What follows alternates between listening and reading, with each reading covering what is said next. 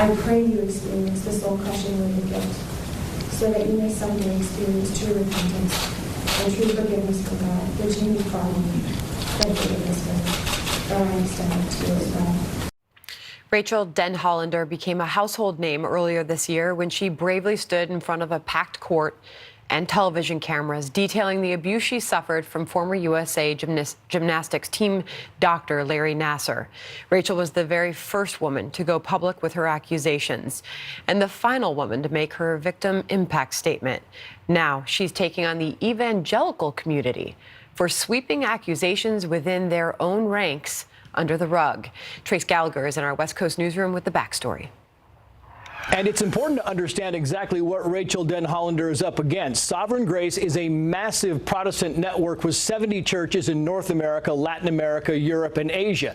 In 2012, a lawsuit was filed against the organization alleging a years-long pattern of child sexual abuse from church leaders and other employees. The suit also claimed that everyone from Sovereign Grace pastors to President C.J. Mahaney were complicit in covering up the abuse by pressuring alleged victims to forgive their abusers and discouraging them from going to police. Sovereign Grace denied the accusations, and the suit was dismissed in 2014, mostly because of statute of limitations, though a former church youth leader was convicted in a separate case.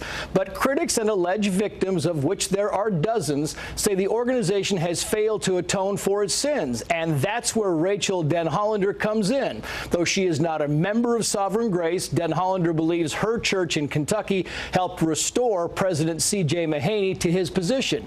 And in the same way her voice helped bring down Dr. Larry Nassar, Denhollander is hoping to shed new light on these allegations. But she acknowledges that getting evangelical Christians to speak out against their own is a tall order, telling Christianity Today, quote, "The extent that one is willing to speak out against their own community is the bright line test for how much they care and how much they understand. We have failed abhorrently as Christians when it comes to that test. We are very happy to use sexual assault as a convenient whipping block when it's outside our community." Sovereign Grace responded to that interview saying, quote, "We thank God for Rachael's courage in confronting Nassar and commend her invaluable work on behalf of other abuse victims. At the same time, it needs to be said that she is mistaken in her accusations made against Sovereign Grace churches and C.J. Mahaney."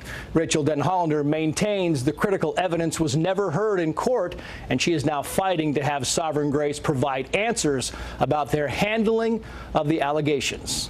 Back to you. Thanks, Trace. Earlier this week, Martha sat down with Rachael Denhollander. Here's more of her incredible story. This has been quite a year for you. You have faced the demon in Larry Nassar, and now you are trying to turn that attention and that focus on what you believe is a serious problem in the church that you loved and grew up in, right? Yeah, the community that I loved and grew up in. You know, I grew up as a conservative evangelical. I remain a conservative evangelical. And what is most painful about this is that the way the evangelical church handles the issue of sexual assault and domestic violence is very much in opposition to Christ's teaching. It's in opposition to the gospel. And so my heart really is to see Christians truly living out their faith, to be a defender of the weak and the oppressed, and to extend the mercy and the grace and compassion to the victims that Christ would have.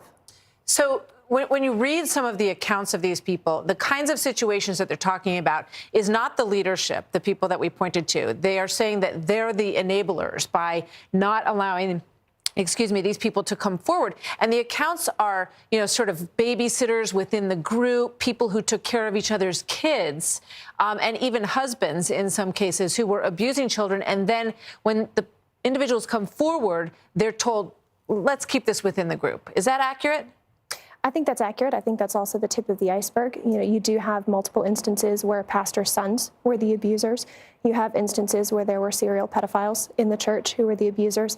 But what you really see happening is the same institutional dynamics that you saw in my case at Michigan State University, the same institutional dynamics you saw in the Catholic Church, a systematic burying of the reports of sexual assault, counseling victims to forgive and forget, not reporting to the police, moving people around within the organization to different church plants, not warning families who were in contact with these predators that there were sexual predators within the church, You see all of those dynamics at Sovereign Grace Ministries, the same as you see in every other organization. The difference is that there has never been accountability.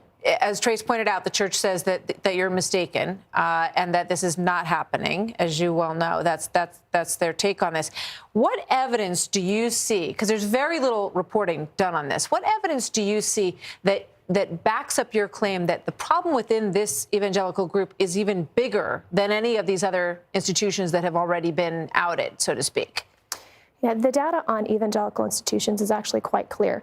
Evangelicals as a whole receive more reports of sexual assault per year if you look at the insurance claims that are filed against churches. And if you examine the reason that evangelical organizations are typically held liable in federal courts, the number one reason for over a decade, with the last year being the exception, is mishandling claims of childhood sexual assaults. So experts in the field have repeatedly stated that they believe the problem is worse in evangelical organizations than even in the Catholic Church. Within Sovereign Grace Ministries, you see a consistent pattern over decades of mishandling sexual assault allegations. You have pastors on record, including in police reports, who acknowledge that the practice was to handle things internally.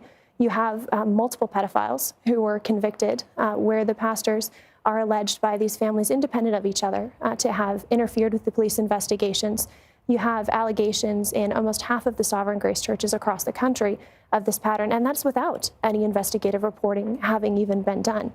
So a big question that I have is, if we had the spotlight on evangelical organizations, the way we have the spotlight on the Catholic Church, the way we had the spotlight on Michigan State University, if people were to really dig into this, what would we find if we have that much without any investigation at all? And you plan to stay on it and keep digging. I know you say that your advocacy cost you your church.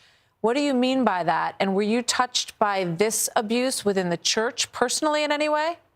I was not within Sovereign Grace Ministries. I actually had been a supporter of the organization, which is part of why I find this so painful.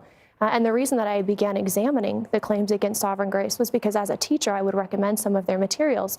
And just as a general practice, I think it's very important to consider who you're recommending. And so that was the reason that I really began looking into it. It's not vindictive at all. It's out of a desire to see churches really handle this well, the way that Christ would. We're going to stay on it. Please keep us apprised of developments in this story because it could be potentially a very big story. Rachael, thank you very much. Good to see you again. All the best. Thank you.